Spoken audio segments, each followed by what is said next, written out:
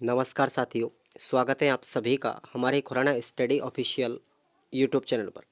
दोस्तों, आप सभी के लिए जो बीएसटीसी फर्स्ट ईयर है उसका आपका थर्ड पेपर जो चल रहा है, उस थर्ड पेपर का यूनिट नंबर 5 आज आपको पढ़ाया जाएगा और उसका नाम है औपनिवेशिक काल में शिक्षा का इतिहास। तो इस यूनिट से इम्पोर्टेंट क्वेश्चंस कौन कौन से बनेंगे वो आज की इस वीडियो में हम चर्चा करेंगे। उससे पहले आप लोग हमारे टेलीग्राम को ज्वाइन करेंगे। वीडियो के डिस्क्रिप्शन बॉक्स में टेलीग्राम का लिंक दिया गया है और आपके आसपास जितने भी बीएसटीसी के विद्यार्थी हैं उन सभी को इस टेलीग्राम ग्रुप में ऐड कर लीजिए।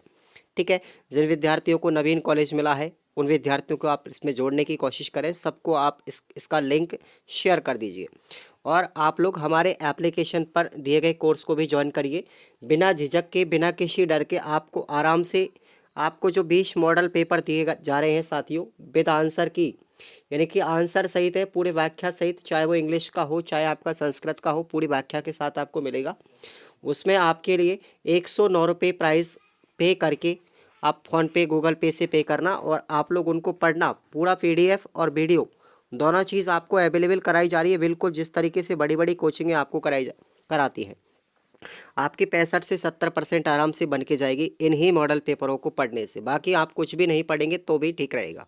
ठीक है, चलिए आज के इस वीडियो में हम बात करते हैं। पहला क्वेश्चन है, मद्रास प्रेसिडेंसी का सर्वेक्षण किसके द्वारा किया गया था? बहुत अच्छा क्वेश्चन है भाई, सब लोग निशान लगाएंगे। गवर्नर थॉमस मुनरो ने किया था। ठीक है, तो ध्यान रखेंगे आप लोग इसको। अगला प्रश्न है आपके लिए, औपनिवेशिक काल में संस्कृत आधारित उच्च शिक्षा कहाँ पर दी जाती थी? तो याद रखना आप लोग, टॉल के अंदर दी जाती थी, टॉल में। ठीक है ना। अगला प्रश्न है, ईस्ट इंडिया कंपनी कब भारत में आई थी? तो ये 16वीं शताब्दी के अंदर आई थी, 1600 ईस्वी के अंदर। और कंपनी का शासन कब खत्म हो गया था? ये 1858 में खत्म हो गया था और ये 250 वर्षों तक, यानी 258 वर्षों तक हिंदुस्तान के अंतर्गत रही थी ये। अगला प्रश्न है आपके लिए, इम्पोर्टेंट है, मैकाले को लोक शिक्षा समिति का सभापति नियुक्त कब किया गया था? तो 1834 के अंदर इसको नियुक्त किया गया था शिक्षा समिति का सभापति। किसको? लॉर्ड मैकाले को। और लॉर्ड मैकाले का एक कथन भी बहुत अच्छा है, याद रखना इस कथन को आप लोग, भारत और अरब के संपूर्ण देशी साहित्य एवं अच्छे यूरोपीय पुस्तकालय की एक शेल्फ के बराबर है।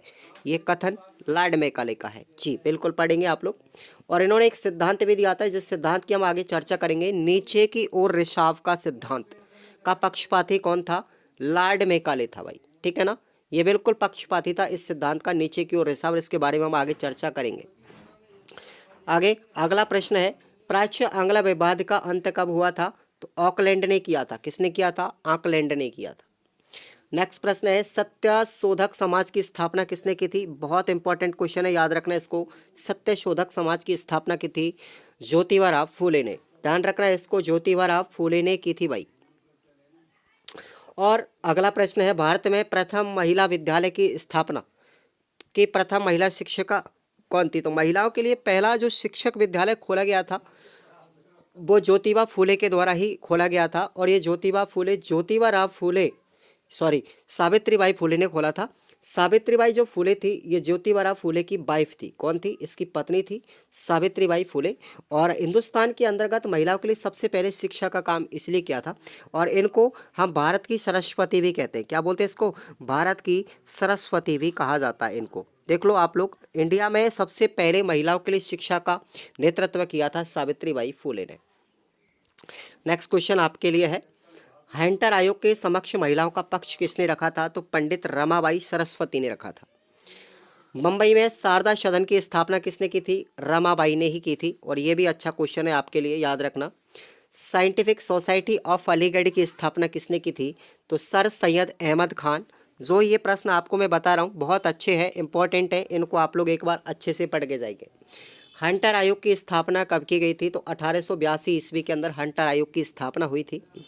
उसके बाद आप लोग जानते हो कि प्राचीन काल में जब बच्चा गुरुकुल में शिक्षा लेने के लिए जाता था तो उससे पहले कौन सा संस्कार होता था? उपनयन संस्कार होता था। बच्चे के 16 संस्कारों में से उपनयन संस्कार, दीक्षा प्राप्त करने के लिए जो संस्कार होता है वो कहलाता है उपनयन संस्कार। नेक्स्ट क्वेश्चन आप लोगों के लिए आता है कि मैकाले भारत में शिक्षा का माध्यम जिस भाषा को रखना चाहता था वो कौन सी थी? अंग्रेजी थी। कौन सी भाषा में? मैकाले पूरे हिंदुस्तान के अंतर्गत अंग्रेजी मीडियम में शिक्षा प्रदान करना चाहते थे। और मैकाले ने एक घोषणा पत्र भी निकाला था। ये घोषणा पत्र था 1854 में भारत में आया था, जिसका नाम है वुड का घोषणा पत्र। बहुत इंपॉर्टेंट है, इसके ऊपर हम रीट के अंदर भी चर्चा करेंगे वुड के घोषणा पत्र के बारे में। नेक्स्ट प्रश्न आप लोगों के लिए है कि भारतीय शिक्षा आयोग की स्थापना 1882-83 में की गई थी। इसका नाम क्या था? इसका दूसरा नाम था हंटर कमीशन। ठीक है, हंटर कमीशन ही भारतीय शिक्षा आयोग। अगला है आर्य समाज की स्थापना। आर्य समाज की स्थापना किसने की थी भाई? ये भी आपको याद रखना है। आर्य समाज की स्थापना की थी स्वामी दयानंद सरस्वती ने। ठीक है, विवेकानंद मत करना। आर्य समाज की स्थापना स्वामी दयानंद सरस्वती ने की थी, जबकि विवेकानंद ने किसने की? विवेकानंद ने रामकृष्ण परमहंस मिशन, रामकृष्ण मिशन की स्थापना किसने की थी? विवेकानंद ने की थी। दोनों में डिफरेंट समझ लीजिए आप लोग। ठीक है ना। अगला क्वेश्चन आप लोगों के लिए, अब यहाँ मध्यकाल में शिक्षा के केंद्र क्या थे? तो मध्यकाल में शिक्षा दी जाती थी मंदिरों के अंदर, घटिकाओं, मस्जिदों, मदरसों, बौद्ध विहारों में, जहाँ पर ज्योतिषीय, गणित और आयुर्वेद की शिक्षा दी जाती थी भाई। क्लियर। अगला प्रश्न है आप लोगों के लिए, देखिए, ईस्ट इंडिया भारत में कब आई थी? ईस्ट इंडिया कंपनी भारत में सन 16वीं शताब्दी के अंदर आई थी, जिसका मुख्य उद्देश्य था देश के अंदर व्यापार करना। ठीक है ना, देश के अंदर व्यापारिक स्थापना करना। बात अगले प्रश्न की करते हैं, प्राच्यवाद किसे कहते हैं? तो प्रभावशाली विद्वान अंग्रेज भारतीय धर्म और ज्ञान का आदर करते थे। वे मानते थे कि भारतीय ज्ञान में सीखने के लिए बहुत कुछ है। इस विचारधारा को हम क्या कहेंगे? प्राच्यवाद कहेंगे। ठीक है ना, यह आप लोग याद रखना। अगला प्रश्न है आपके लिए, नेक्स्ट प्रश्न है, देखेंगे, भारत में आधुनिक शिक्षा के प्रसार में किसने विशेष योगदान दिया? तो ये सभी व्यक्तियों के नाम आते हैं, जैसे राजा राममोहन राय, ज्योतिबा फूले, सावित्रीबाई फूले, पंडित रमाबाई। इन सभी ने हिंदुस्तान के अंतर्गत आधुनिक शिक्षा को एक बड़े प्रसार के रूप में लाने के लिए काम किया था। ओके, नेक्स्ट प्रश्न है आप लोगों के लिए, देखेंगे आप लोग यहाँ पर, हंटर कमीशन की स्थापना किसने की थी? याद रखना 1882 में की थी, लॉर्ड रिपन के माध्यम से। इसको लॉर्ड रिपन भी कहा जाता है, बहुत बहुत जगह पर आपको लॉर्ड रिपन भी मिलेगा, लॉर्ड रियन भी मिलेगा। तो इन्होंने इसकी स्थापना की थी भाई। अगला प्रश्न है, देखिए, आधुनिक शिक्षा के दो भी दोष पूछा गया है, दो कमियां कौन कौन सी आधुनिक शिक्षा की? पहली कमी है आधुनिक शिक्षा सरकारी नौकरी के लिए योग्य बनानी। दूसरी शिक्षा, अंग्रेजी शिक्षा से निर्धन लोग दूर रहे। ये दो सबसे बड़ी कमजोरियां थी आधुनिक शिक्षा की भाई। ओके, सब एक बार वीडियो को लाइक करेंगे। और तीसरी कमजोरी थी कि इस शिक्षा से छोटे से बुद्धिजीवी वर्ग को जन्म दिया, ये मानती थी ये। और इस शिक्षा ने भारतीय समाज को दो वर्गों में भी बांटा था। तो ये आप लोग याद रखेंगे, इसकी कमियां थी ये। नेक्स्ट प्रश्न है, अगला प्रश्न आता है, नीचे की ओर रिसाव डाउनवर्ड फिल्ट्रेशन थ्योरी क्या थी? यानी कि नीचे की ओर रिसाव का जो सिद्धांत था वो पक्षपाती थे लॉर्ड मैकाले इस सिद्धांत के। तो औपनिवेशिक काल में एक वर्ग का कहना था कि ऊपर शिक्षा ऊपर से छन करके नीचे पहुंचती है, अतः कंपनी के संसाधनों से भारत के उच्च वर्ग को शिक्षित किया जाए और शेष लोगों को शिक्षित करने का दायित्व उच्च वर्ग के लोगों पर अगर छोड़ा देना चाहिए। यही शिक्षा नीचे की ओर रिसाव का सिद्धांत कहलाती है। कहने का तात्पर्य, जब बड़े वर्ग के लोगों को शिक्षा दी जाती है तो बड़े वर्ग के जो लोग हैं वो नीचे निम्न कास्ट के लोगों को शिक्षा देने का काम अपने आप ही कर देंगे, और यही सिद्धांत कहलाता है नीचे की ओर रिसाव का सिद्धांत। क्लियर, याद रखना, जिसके पक्षपाती थे लॉर्ड मैकाले। हाँ भाई, सभी एक बार क्लास को लाइक करेंगे और वीडियो को शेयर कर देंगे, ज़्यादा से ज़्यादा आप लोग पढ़ाई कीजिएगा। नेक्स्ट प्रश्न है, लघुत्रात्मक में आते हैं अब हम, देशज शिक्षा की विशेषताएं क्या क्या है? तो पहली विशेषता है देशज शिक्षा की, साधारणतः विद्यालय जमींदारों से या स्थानीय धनी व्यक्तियों से प्राप्त चंदे की सहायता से चलते थे।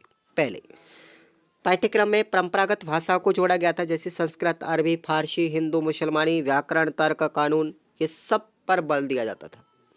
यद्यपि 19वीं शताब्दी के प्रारंभ में उपलब्ध दस्तावेजों से हम पाते हैं कि संस्कृत अध्ययन केवल ब्राह्मणों का अधिकार था, परंतु निम्न स्तर के विद्यालयों में गैर ऊंची जाति और अनुसूचित जातियों का प्रतिनिधित्व भी बाद में होने लगा इसके अंदर। और साधारणतः महिलाओं को औपचारिक शिक्षा पद्धति से वर्जित किया जाता था कि महिलाओं को औपचारिक शिक्षा नहीं दी जानी चाहिए, जबकि वर्तमान में ऐसा नहीं है, सबको समानता का अधिकार है।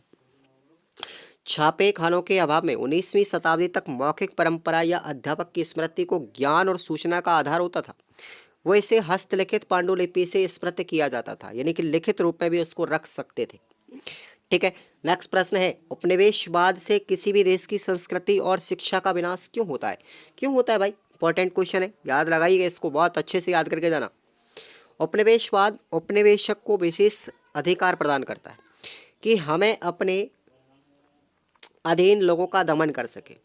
उपनिवेश के अधीन लोग अपने आप को कमजोर समझते और हताशा जीवन जीते थे, अपने आप पर भरोसा नहीं कर पाते, अपनी ताकत, हिम्मत, शिक्षा, संस्कृति, सभ्यता, समस्त सकारात्मक गुणों को औपनिवेशिक स्वामियों के साथ जोड़कर देखते थे।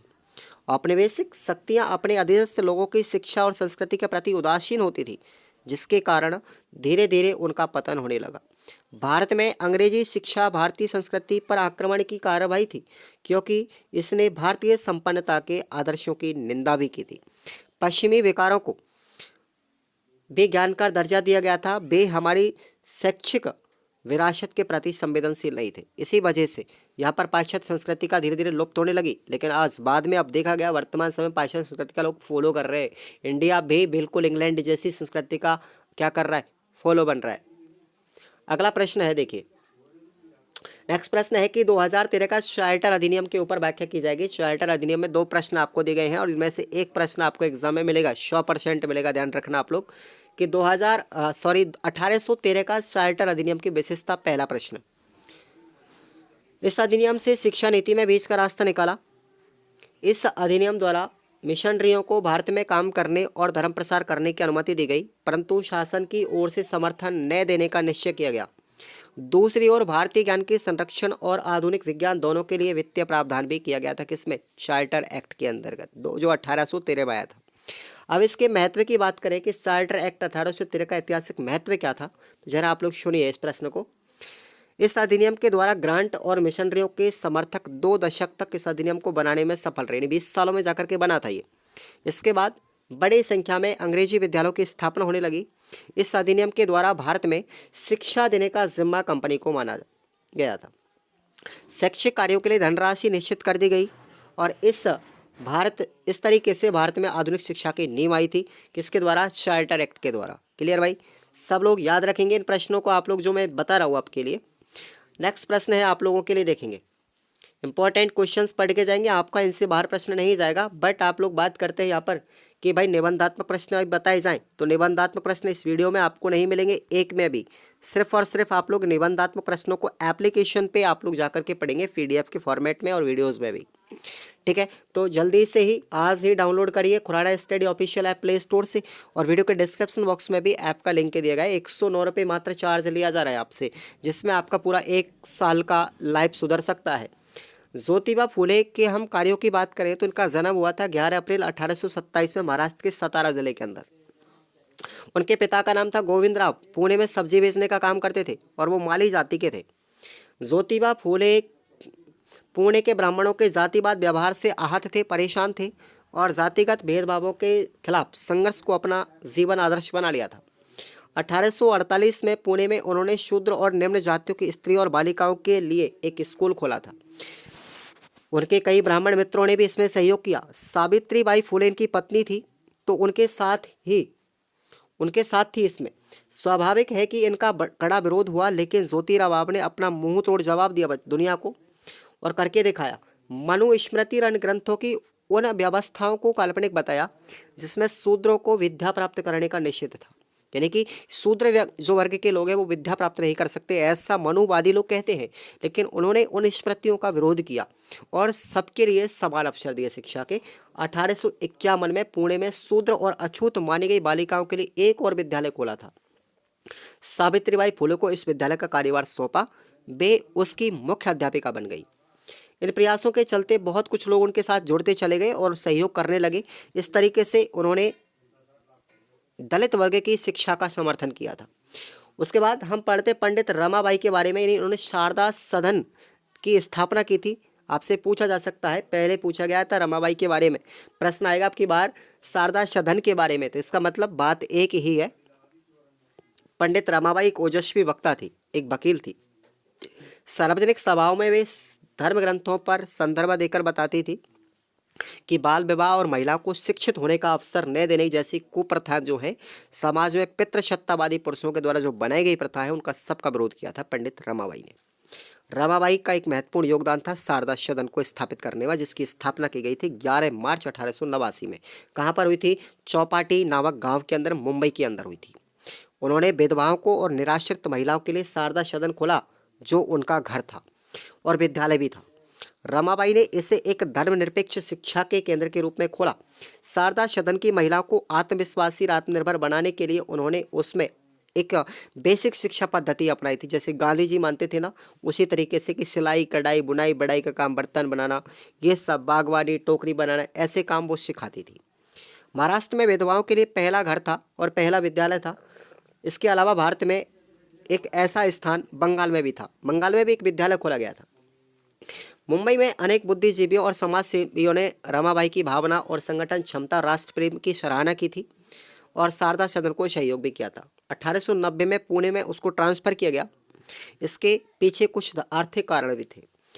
बॉम्बे में खर्चा अधिक था। दूसरी, रमाबाई चाहती थी कि पुणे के रूढ़िवादी लोगों के बीच में ले जाया जाए ताकि वहाँ की महिलाओं तक इसकी पहुँच बन सके। रमाबाई के कार्यों का विरोध बहुत हुआ था और 1883 में ईसाई धर्म उन्होंने स्वीकार कर लिया। एक और तो मिशनरी उनके काम का विरोध करते थे क्योंकि वे धर्मनिरपेक्षता का पक्ष लेती थी, और दूसरी ओर रूढ़िवादी हिंदू नहीं चाहते थे कि कोई भी विधर्मी महिला उनकी बेटियों को शिक्षा दे। तो ये आज भी मैं इस कथन के माध्यम से आपको इस यूनिट से शिक्षा मिलती है रमाबाई के माध्यम से कि भाई जितने भी आज हमारे देश के अंदर जो ब्राह्मणवादी नीतियां हैं, मनुवादी नीतियां, उन सब का विरोध करना चाहिए। अगर आप लोग एक शिक्षक बनने के धर्म पर पथ प्रदर्शक हैं, एक मार्गदर्शक है, तो मैं आज आप सभी को ये सब आदेश देना चाहता हूँ, ये आप लोगों के लिए एक मार्गदर्शन करना चाहता हूँ कि आप सभी लोग इस प्रकार की कुरीतियों का विरोध करेंगे जिस तरीके से पंडित रमाबाई, सावित्रीबाई फुले, राजा राममोहन राय ने किया था। ये आप लोगों के लिए यूनिट बहुत ही ज़्यादा सराहनीय है, जिससे आप लोगों की आंखें भी खुल सकती हैं कि प्राचीन समय में, यानी आज से बहुत दशक पहले हमारे साथ क्या हालत होती थी। अगला प्रश्न आप लोगों के लिए अंतिम प्रश्न है भाई कि नई शिक्षा नीति, आधुनिक शिक्षा की वर्तमान स्थिति क्या है? अंतिम प्रश्न है आपका ये। आधुनिक शिक्षा ने स्वदेशी आंदोलन को जन्म दिया। आजकल यह शिक्षा सार्वजनिक बन चुकी है, परंतु इसकी धीमी गति है। स्वतंत्रता के बाद भी सामाजिक और आर्थिक रूप से वंचित समुदायों को शिक्षा से जोड़ने में काफ़ी कठिनाई का सामना करना पड़ रहा है। पारंपरिक शिल्प, कला, कौशल, दर्शन, गणित, विज्ञान को आधुनिक शिक्षा की मुख्य धारा में कोई स्थान नहीं मिल रहा। पढ़ी लिखी पीढ़ी आमतौर पर श्रम से घृणा करती है। बेरोजगार बैठे रहना पसंद करते हैं परंतु छोटा काम नहीं करते। पारंपरिक मूल्यों और पितृसत्ता का सम्मान समाप्त होता जा रहा है। तो ये वर्तमान की आधुनिक शिक्षा प्रणाली की स्थिति है जो आप लोगों ने पढ़ी है। बात आती है यहाँ पर निबंधात्मक प्रश्नों की। तो आपको निबंधात्मक प्रश्न मैंने एप्लीकेशन पर सबकी सब यूनिटों के करवा दिए हैं जो मुझे इंपॉर्टेंट लगा। साथ ही आपको वहाँ पर जो 20 मॉडल पेपर हैं साथियों, वो 20 मॉडल पेपर, यानी आपको गैस मॉडल पेपर आप इसको कह सकते हैं, जिन गैस मॉडल पेपरों के माध्यम से आपको मैंने पूरा का पूरा सिलेबस कवर करने की कोशिश की है और केवल इंपॉर्टेंट प्रश्न आपको मैंने बताए हैं और इंपॉर्टेंट प्रश्नों को आप लोग पढ़कर भी अपना अच्छा स्कोर कर सकते हो। तो जाइए और ज्वाइन कीजिए एप्लीकेशन पे कोर्स। धन्यवाद।